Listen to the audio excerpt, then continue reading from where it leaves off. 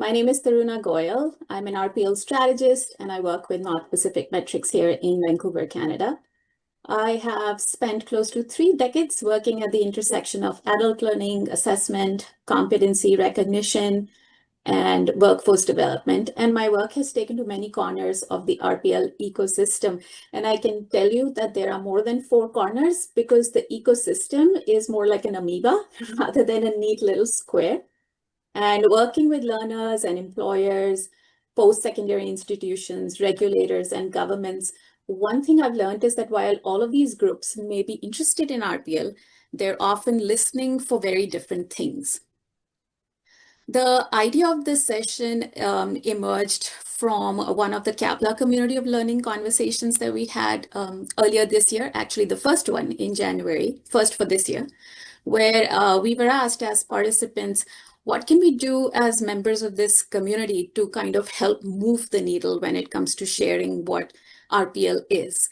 And we had a great conversation during that session, and the question kind of stayed with me because it made me reflect on something I've experienced repeatedly across my RPL work. RPL doesn't always have a value problem, but sometimes the message just doesn't land. And for years, I thought if we could just explain RPL clearly enough, everyone would immediately see its value. But as someone wiser has said, the biggest problem with communication is our illusion that it has taken place. So I titled this session Moving the Needle with RPL because to me, that metaphor felt accurate. The expression moving the needle actually comes from analog VU meters used in sound recording. And if the sound was too soft, the needle simply didn't move and nothing was registered, even though the recording was technically happening. So the sound had to be loud enough and in the right range to register and for the needle to move.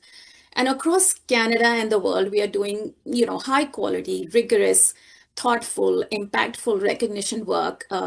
And this first International Day of Recognition by PLAR is a testament to all the good work that we've been hearing about since this morning. But if the language we use doesn't resonate with the systems or key players that we are speaking to, the needle may not move. And our message will not be loud enough to register. And if nothing is registered, then even important work can and kind of does remain invisible. One of the challenges of facing RPL field is that much of our language has actually evolved from the perspective of practitioners and institutions. I often say this to my friends and colleagues that one of the occupational hazards of working in RPL is that we kind of become too attached to our terminology.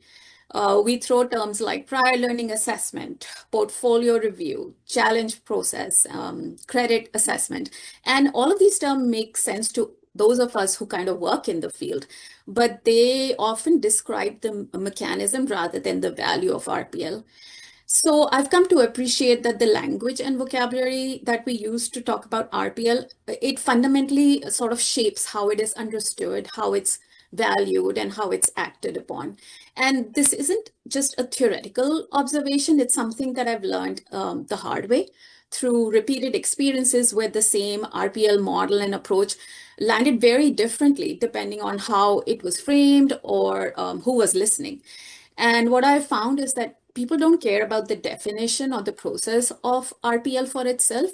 They engage with the outcomes of RPL that align with their needs. So what are we doing today? We are going to get into a hands-on activity. If you did not know, this is an interactive session. So time to get your keyboards out and your fingers doing the work. This is where we are going to build the language of RPL together in real time. And I just added a link to a Padlet in the chat. And if you're on your mobile device, you can scan the QR code. In the Padlet, you'll see 4 key players of the RPL ecosystem arranged in sort of like 4 columns. We have learners or candidates. We have post-secondary institutions. We have employers and industry, and then we also have the government and regulators. When I say PSIs, it can include colleges and universities, but it can also include polytechnics and continuing ed divisions. And similarly, within government or regulators, you can include sector associations and apprenticeship bodies.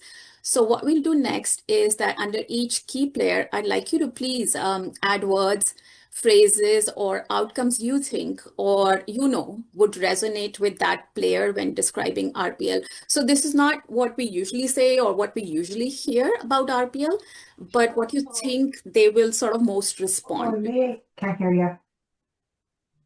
So let me also share the Padlet in this presentation today. No, your thing is microphone is muted. Sorry, is that for me? Are you able to hear me? No, I just muted the button. Okay.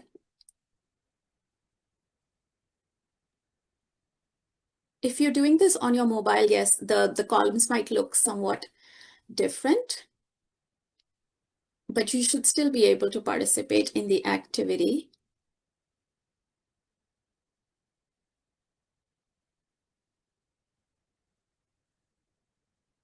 And I'm going to give you a few minutes as you share your thoughts and reflections in the Padlet. You can also upvote any terms or words or outcomes that you think you relate to within each of these systems and key players.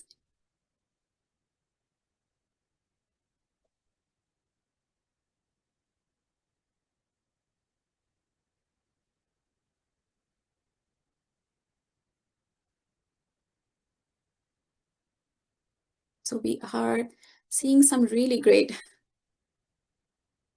words that you've been sharing for learners and candidates. There's a lot around who they are as people and how they'd like to be seen, I suppose.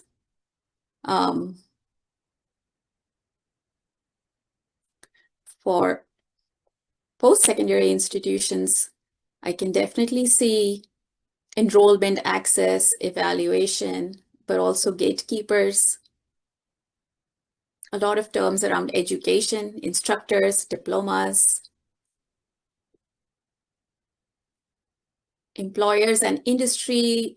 It's being reflected their lens on RPL and what they understand from it. It's around job readiness, opportunities, career advancement, skills, proficiency, partnership. And then for government and regulators, we have a lot of standards, economic development, national priorities, financing RPL, compliance. I'm going to scroll a little bit more to see what others have come. Post-secondary credit granted is money lost. That's an interesting way to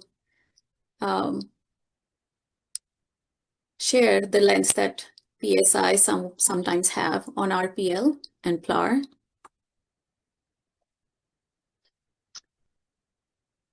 Emancipation, meeting goals, confidence, and respect for capabilities coming up for the candidates. This is excellent.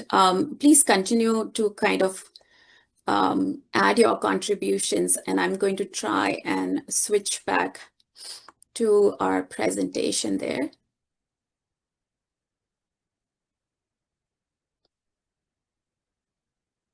So what patterns kind of stood out to you as you were participating in that Padlet activity, or you were thinking about all of these players in the ecosystem? If you don't mind just sharing your feedback or comments in the chat here. What player was easiest to write for, and who was the hardest? I look forward to reading what you have to say in the chat, but based on what I saw, candidates and learners, there was a lot of emotionally charged language, which was about, recognition and validation, confidence. And that's what made me say candidates often talk about being seen. For post-secondary institutions, the language is very much around education, credit pathways, progression, academic integrity, and sometimes it's about how RPL processes can increase student recruitment and enhance institutional efficiency. As we saw, employers were a lot about being productive. It's, access to qualified workers, skill verification, and workplace productivity in general. And then we saw that government and regulators, the terms were about the overall system, I suppose, labor market needs and quality assurance. And Jeff says it's hardest to articulate what it means for employers. Yes, for sure, I agree. I think we're going to just go through the next 4 slides where I will share from my experience how I've been able to articulate this for different players in the RPL system. And looking at the Padlet, we know that each player in that system is listening for something very different. So the same RPL process can be actually interpreted in 4 very different ways, depending on, what is being said and who is hearing the message. And for learners and candidates, the question is never how rigorous is the RPL assessment. It's always about, will this help me move forward? They're listening for kind of signals that their existing knowledge and skills and experiences recognize, it's valued. And so the language that I've observed that kind of resonates with them is around progress, it's around opportunity, it's around confidence. And they want to know if their experience counts, if they have to repeat what they've learned before, and what is going to help them achieve their goal faster. So for them, the effective messaging focuses on momentum rather than on the process itself. For post-secondary institutions, I find that they listen through a completely different lens, because at all points, their responsibility is to ensure that credentials sort of maintain their credibility and that the learning outcomes are achieved. And so they are less concerned with acceleration and more concerned with equivalency and quality assurance and academic integrity. And if we kind of describe RPL as an alternative or an exception, or even though I don't like this term, a bypass mechanism, it does create a lot of resistance. But when we frame it more like a structured assessment process, that measures achievement of the same learning outcomes that are expected of every learner, I've seen that the conversation changes. It kind of shifts from risk to rigor. And they are constantly looking for how to maintain standards while providing more flexible pathways. Employers. So we know that employers don't wake up thinking about RPL. All they are thinking about at all points are workforce capability. So their main concern is that people can perform productively and consistently in the workplace. So things like, or words like credits or advanced standing, these have limited meaning in sort of an industry context. And what matters more is time to competence. The employers knowing that they don't have to spend so much on training and that they have confidence that the skills have been verified. So the language that I've seen that resonates with employers is faster deployment of existing talent. And so they're always looking to answer the question, how can you contribute quickly? And how confident do I feel that you have the skills and competencies? And that is what I've seen, in employer engagement. That is the shift that happens when RPL is sort of described as a way to confirm what the workers already know and can do, rather than as an academic sort of exercise. Government and regulatory bodies, of course, operate at the systems levels. They are not thinking primarily on an individual advancement or just an organization's productivity. The concern is the system fair? Is it consistent? Is it transparent? Is it defensible? And does it impact the labor market and the economic growth? And so the terms that work for them are consistency, defensibility, public protection, trust. And I sort of, in these conversations, avoid the language of using documented evidence, assessor calibration, decision auditability, things like that, and make it less about informal judgment call or an academic activity and more about a risk managed sort of system. And RPL, when it's framed like a system level enabler, it does and the fact that it can improve workforce responsiveness, it can support mobility, it can advance equity. Those kind of terms really work well with employers. So the point that I'm trying to make in all of that is that the language of RPL matters because systems tend to respond to what they can recognize. And if the language doesn't resonate, the needle really doesn't move. And the most successful RPL initiatives are not the ones that have the most sophisticated assessment tools or policies. They're actually the ones that have become fluent in using the right language. And when we kind of, there is an opportunity and a challenge when we rely on this one-size-fits-all RPL language. But in all of those cases, we almost always miss somebody. It can sound too academic in workforce context. It can sound sometimes too operational, in academic context. And sometimes in policy conversations, all of this can sound very abstract.